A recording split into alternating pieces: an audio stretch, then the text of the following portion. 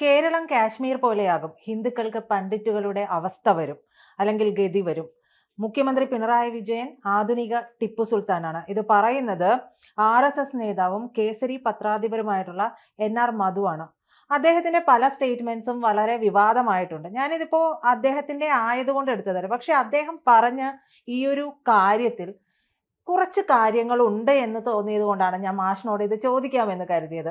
കാരണം ഇപ്പോഴത്തെ ഒരു സാഹചര്യങ്ങളൊക്കെ വെച്ചിട്ട് ഏറ്റവും അധികം ഈ ഭീകരവാദ സംഘങ്ങൾക്ക്, തീവ്രവാദികൾക്ക് വളരെ വളക്കൂറുള്ള ഒരു മണ്ണ് കൂടിയാണ് നമ്മുടെ കേരളം എന്ന് പറയുന്നത്. അപ്പോൾ അദ്ദേഹം പറയുന്നതിനെ അങ്ങ് വെറുതെ തള്ളിക്കളയേണ്ടതില്ല എന്ന് എനിക്ക് തോന്നി. ശരിയാണോ മാഷെ? തീർച്ചയായിട്ടും മധുചേട്ടൻ അങ്ങനെ എന്തെങ്കിലും പറയുന്ന കൂട്ടത്തിലല്ല. അദ്ദേഹം പറയുന്നതിന് ഒരു രാഷ്ട്രീയം ഉണ്ടാവും. തീർച്ചയായിട്ടും അദ്ദേഹം RSSന്റെ പ്രമുഖനായ ഐഡിയോളോഗാണ്, കേസരിയുടെ ചീഫ് എഡിറ്ററാണ്. അദ്ദേഹം പറയുന്നത് ഒരു RSSന്റെ ബുദ്ധിജീവി പറയേണ്ട വർത്തമാനമാണ്. ആ നിലയിൽ കണ്ടാൽ മതി. പക്ഷേ അദ്ദേഹം പറയുന്നതിൽ എന്തെങ്കിലും ഗ്രൗണ്ട് റിയാലിറ്റി ഉണ്ടാവുമെന്നാണ് നമ്മൾ പരിശോധിക്കേണ്ടത്.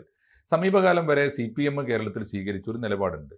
പ്രത്യേകിച്ച് നരേന്ദ്രമോദി ഇന്ത്യയിൽ അധികാരത്തിൽ വന്നതിന് ശേഷം ഇന്ത്യയിലെ ലെഫ്റ്റുകൾ, മാവോയിസ്റ്റുകൾ, നമ്മളീ പറയുന്ന അർബൻ നക്സലൈറ്റുകൾ, ഈ സെക്കുലർ ആണെന്ന് സോക്കോൾഡ് അവകാശപ്പെടുന്ന എല്ലാവരും, ഈവൻ കോൺഗ്രസ് പോലും പലപ്പോഴും, സോഷ്യലിസ്റ്റുകൾ, ഇവരെല്ലാവരും കൂടി ഒരു ബ്ലോക്കായിട്ട് എടുത്തൊരു സമീപനം എന്താണെന്ന് വെച്ചാൽ RSS ഹിന്ദുത്വവാദികളാണ്.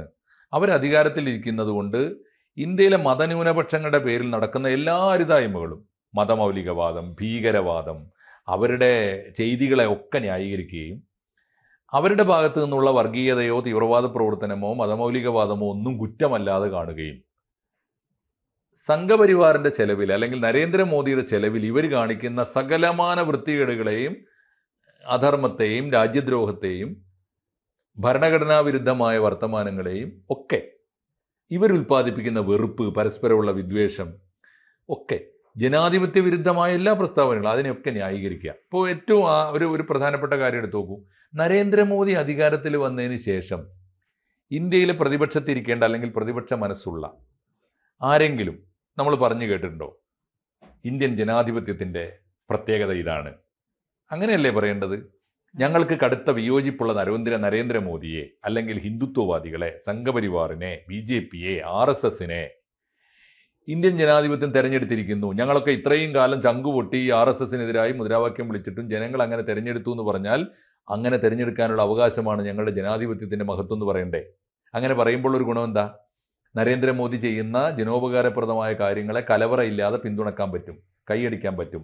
ഒപ്പം നരേന്ദ്രമോദി ചെയ്യുന്ന കാര്യങ്ങളിൽ നമുക്ക് വിയോജിപ്പുള്ള കാര്യങ്ങളെ ശക്തമായി വിമർശിക്കാനും പറ്റും. എന്താ അതിൻ്റെ അർത്ഥം? അത് അന്ധമല്ല. നമ്മൾ ജനാധിപത്യ വിശ്വാസികളാണ്. എൻ്റെ രാജ്യത്തിൻ്റെ ആദരണീയനായ പ്രധാനമന്ത്രി എന്ന് നരേന്ദ്രമോദിയെ അഭിസംബോധന ചെയ്യണ്ടേ?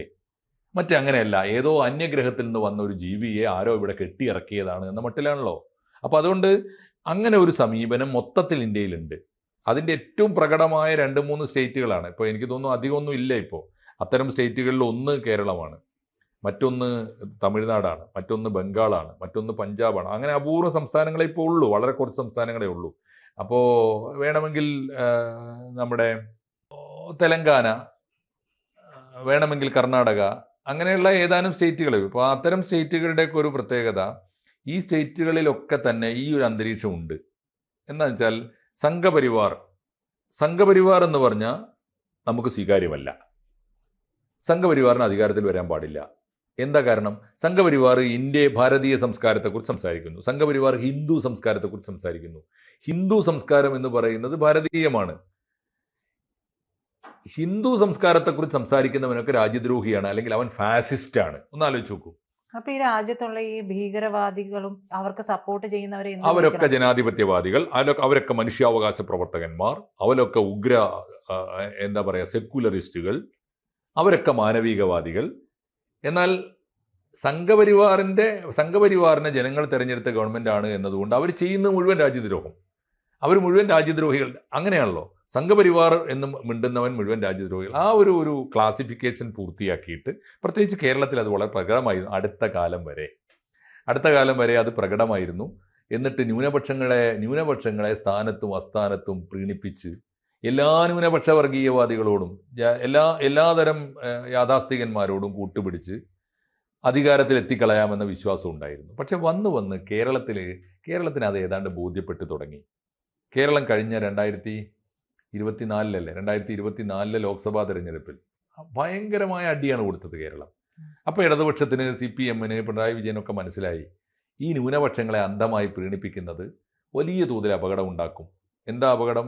RSSകാർ പുതുതായിട്ടുണ്ടായതല്ല. പരമ്പരാഗതമായി ഇടതുപക്ഷത്തിന്, CPM-ന് വോട്ട് ചെയ്തുകൊണ്ടിരുന്ന ഹിന്ദു സമുദായത്തിൽ പിറന്ന, പ്രത്യേകിച്ച് ഈഴവ സമുദായത്തിൽപ്പെട്ട മഹാഭൂരിപക്ഷം മനുഷ്യരും ഫ്രസ്ട്രേറ്റഡ് ആണ്. അവർക്ക് മാനസികമായി വലിയ അമർഷമുണ്ട്. അതുകൊണ്ടാണ് സ്വകാര്യമായിട്ട് വോട്ട് ചെയ്തിട്ട് അവർ ഇടതുപക്ഷത്തിനെ തോൽപ്പിച്ചതെന്ന് മനസ്സിലായി. അപ്പം നിലപാട് മാറ്റി.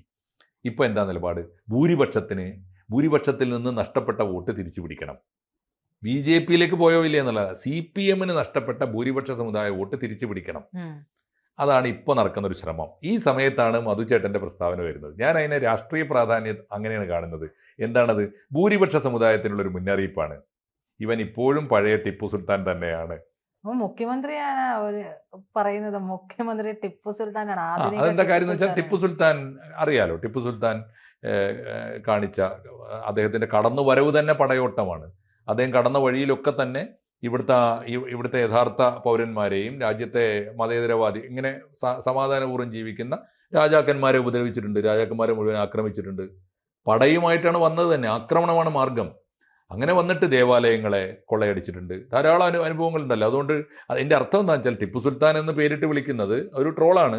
ടിപ്പു സുൽത്താൻ എന്ന് പേരിട്ട് വിളിക്കുന്നത് ഇവിടുത്തെ സംസ്കാരത്തിന് എതിരായി ഒരു അക്രമത്തിൻ്റെ സ്വഭാവം കാണിക്കുന്ന ഒരു ഭരണാധികാരി, പ്രത്യേകിച്ച് ന്യൂനപക്ഷങ്ങളെ പ്രീണിപ്പിച്ചുകൊണ്ട് ന്യൂനപക്ഷങ്ങൾക്ക് വേണ്ടി എന്ന വ്യാജേന ഭരിക്കുന്ന ഒരാൾ എന്ന അർത്ഥത്തിലാണ്. അത് മധുചേട്ടൻ ഇപ്പോൾ അങ്ങനെ ഒരു സ്റ്റേറ്റ്മെൻറ്റ് നടത്തുമ്പോൾ അതിന് രാഷ്ട്രീയമായി ചില പ്രാധാന്യമുണ്ട്. അദ്ദേഹം അദ്ദേഹം RSSൻ്റെ പേരിൽ സംസാരിക്കുന്ന ഒരാളാണ്. ഇവിടുത്തെ ഹിന്ദുക്കളെ പ്രത്യേകമായി അഭിസംബോധന ചെയ്യാൻ ബാധ്യതപ്പെട്ടൊരു പ്രസ്ഥാനമാണ് RSS. അപ്പോൾ ഹിന്ദുക്കൾ അവർക്ക് ചെവി കൊടുക്കും. വോട്ട് ആർക്ക് ചെയ്താലും അവർ കോൺഗ്രസ്സുകാരാവാം, അവർ CPM-കാരാവാം, അപ്പോഴും ഹിന്ദുവിൻ്റെ സ്വരം എന്ന നിലയിൽ RSSകാർ പറയുന്നത് കേൾക്കും. അങ്ങനെ കേൾക്കുമ്പോൾ മധുചേട്ടൻ പറയുന്ന ഇതാണ്, ഇവൻ ഇപ്പോഴും ടിപ്പു സുൽത്താൻ്റെ മനസ്സ് തന്നെയാണ് കേട്ടോ. വോട്ട് തട്ടാൻ വേണ്ടി ഇങ്ങനെ അയ്യപ്പ സംഗമം എന്നൊക്കെ പറഞ്ഞുകൊണ്ടിരിക്കും. അപ്പോഴും അയ്യപ്പൻ്റെ സ്വത്ത് തട്ടി മാറ്റാനും അടിച്ചു മാറ്റാനും ഇവർക്കൊന്നും യാതൊരു മടിയും ഉണ്ടാവില്ല. കാരണം അയ്യപ്പനോടോ അയ്യപ്പൻ എന്ന ദൈവത്തോടോ ഹൈന്ദവ സംസ്കാരത്തോടോ ഉള്ളിൻ്റെ ഉള്ളിൽ കൂറുള്ള കൂട്ടത്തിലല്ല. അതൊക്കെ ഭരണത്തിൻ്റെ പേരിൽ കള്ളത്തരം കാണിക്കാൻ വേണ്ടി നടന്ന തട്ടിപ്പാണ്. അതുകൊണ്ട് സൂക്ഷിക്കുക എന്നാണ് പറഞ്ഞതിൻ്റെ അർത്ഥം. അതുകൊണ്ട് ഈ ഗതി ഒരു കാര്യം ഉറപ്പിച്ചോളൂ, ഏതൊക്കെ വിധത്തിൽ തട്ടിപ്പ് നടത്തിയിട്ട് ഇതാ തെരഞ്ഞെടുപ്പിൻ്റെ തൊട്ട് മുമ്പിലാണ്. പഞ്ചായത്ത് തെരഞ്ഞെടുപ്പ് എന്താവട്ടെ, അതിനുശേഷം എന്തായാലും നിയമസഭാ തെരഞ്ഞെടുപ്പ് വരുന്നു. നിയമസഭാ തെരഞ്ഞെടുപ്പിൽ എങ്ങാനും വീണ്ടും ഒരിക്കൽ കൂടി പിണറായി വിജയൻ അധികാരത്തിൽ വരാൻ ഇടയുണ്ട് എന്നൊരു ധാരണയുണ്ട്. ഇനി മധുചേട്ടൻ്റെ പ്രസ്താവനയ്ക്ക് ഞാൻ ഒരു അർത്ഥം കൂടി കാണുന്നുണ്ട്. പിണറായി വിജയൻ വന്നോട്ടെ, കോൺഗ്രസ് പിന്നെ വരാനുള്ളത് കോൺഗ്രസ് ആണല്ലോ, ഒരു കോൺഗ്രസ് മുക്ത കേരളം വരുന്നത് നല്ലതാണ് എന്ന് വിശ്വസിക്കുന്ന BJP-ക്കാരും ഉണ്ട്. അവർക്ക് കൂടി ഒരു ഡോസാണ്. വേണ്ടാട്ടോ, അബദ്ധം കാണിക്കണ്ട. കോൺഗ്രസ് വന്നാൽ ഇത്രയും അപകടം വരില്ല. ഇത് യഥാർത്ഥത്തിൽ ടിപ്പു സുൽത്താൻ തന്നെയാണ്. ടിപ്പു സുൽത്താന് വീണ്ടും അവസരം കൊടുത്താൽ കാശ്മീർ പണ്ഡിറ്റുകളുടെ ഗതി വരും കേട്ടോ കേരളത്തിലെ ഹിന്ദുവിന് എന്ന്. കാരണം ഉള്ളിലിരിപ്പ് മാറിയിട്ടില്ല, ദേശീയ തലത്തിൽ നയം മാറിയിട്ടില്ല. ഇന്ത്യ മുന്നണിയുടെ നയം മാറിയിട്ടുണ്ടോ? ഇടതുപക്ഷത്തിൻ്റെ നയം മാറിയിട്ടുണ്ടോ? കമ്മ്യൂണിസ്റ്റുകാരുടെ നയം മാറിയിട്ടുണ്ടോ? നയം മാറിയിട്ടില്ല. നരേന്ദ്രമോദി ഭരിക്കുന്ന കാലത്ത് ഇന്ത്യയിലെ ന്യൂനപക്ഷങ്ങളെ, സകല തീവ്രവാദത്തെയും ഭീകരവാദത്തെയും കൂടെ നിർത്തി തന്നെ വോട്ട് വാങ്ങി അധികാരത്തിലേറുക എന്നുള്ളതാണല്ലോ നയം. അങ്ങനെ എങ്ങാനും ഇവൻ തന്നെ വീണ്ടും അധികാരത്തിൽ വന്നാൽ കാശ്മീരി പണ്ഡിറ്റുകളുടെ ഗതി വരും കേട്ടോ കേരളത്തിലെ ഹിന്ദു സഹോദരങ്ങളെ എന്നാണ് പറഞ്ഞതിൻ്റെ അർത്ഥം. എല്ലാവർക്കും ഉള്ള ഡോസാ പറഞ്ഞതിലുണ്ട്. മധുചേട്ടൻ വെറുതെ ഒന്നും പറയില്ല എന്ന് ഞാൻ പറഞ്ഞത് അതുകൊണ്ടാണ്. ഒന്ന്, അദ്ദേഹം ആത്മാർത്ഥമായിട്ട് ആഗ്രഹിക്കുന്നുണ്ട് പിണറായി വിജയൻ വീണ്ടും വരരുത്. ഏത് തരം എന്താണ് പറയുക, ഈ അന്തർധാര ഉണ്ടാക്കിയിട്ട് ആയാലും പിണറായി വിജയൻ ഒരിക്കൽ കൂടി ഭരിച്ചോട്ടെ, എന്നാൽ ഇടതുപക്ഷം തീർന്നു കിട്ടും, ഭരണത്തിൽ വരാതിരുന്നാൽ UDF-ഉം തീർന്നു കിട്ടും എന്ന ആ ഒരു മനസ്സുണ്ടല്ലോ, അത് നിങ്ങൾ ഉദ്ദേശിക്കാത്ത റിസൾട്ട് ഉണ്ടാക്കും. മൂന്നാമതൊരിക്കൽ കൂടി പിണറായി വിജയൻ അധികാരം കൊടുത്താൽ ഈ കേരളം എങ്ങനെ കുട്ടിച്ചോറാക്കാമെന്നും എങ്ങനെ വിറ്റഴിക്കാമെന്നും ഇടതുപക്ഷം ഇല്ലാതായിക്കൊള്ളും. ചിലപ്പോൾ ഇടതുപക്ഷം ഉണ്ടായാൽ പോലും ആ 5 കൊല്ലം കൊണ്ട് കേരളം ഇല്ലാതാക്കുകയും ചെയ്യും. അപ്പോൾ അതുകൊണ്ട് നിങ്ങൾ സൂക്ഷിച്ചു കൊള്ളുക എന്ന് കേരളത്തോട് പൊതുവേയും കേരളത്തിലെ ഹിന്ദു സമൂഹത്തോട് പ്രത്യക്ഷമായും അതിൻ്റെ ഉള്ളിൽ സ്വകാര്യമായി RSSനോടും അല്ലെങ്കിൽ BJP-യോടും കൊടുക്കാനുള്ള സകല മുനകളും ചേർത്ത് വെച്ച ഒരു പ്രസ്താവനയാണ് NR മധുചേട്ടൻ്റെ പ്രസ്താവന. ഇങ്ങനെ ഒരു പ്രസ്താവനയ്ക്ക് ഒന്നിലേറെ മുനകളുള്ള പ്രസ്താവനകൾക്കാണ് ഒരു ബുദ്ധിജീവിയുടെ പ്രസ്താവന എന്ന് പറയുക. RSSന്റെ ബുദ്ധിജീവിയാണ് അദ്ദേഹം എന്നതുകൊണ്ട് ഞാൻ ആ പ്രസ്താവനയെ ഗൗരവത്തിൽ കാണുന്നു. അദ്ദേഹത്തെ പോലുള്ളവർ എങ്കിലും ഇങ്ങനെ ചിലത് സമയത്ത് ഉത്ബോധിപ്പിക്കാൻ കേരളത്തിൽ വേണം എന്ന് ഞാൻ വിചാരിക്കുന്നു. ഞാൻ ആ പ്രസ്താവനയുടെ പേരിൽ അദ്ദേഹത്തെ അഭിനന്ദിക്കുന്നു. കൂടുതൽ വാർത്തകളും വിശേഷങ്ങളും നിങ്ങളിലേക്ക് എത്താൻ ABC മലയാളം സബ്സ്ക്രൈബ് ചെയ്യുക, ബെൽ ബട്ടണും അമർത്തുക.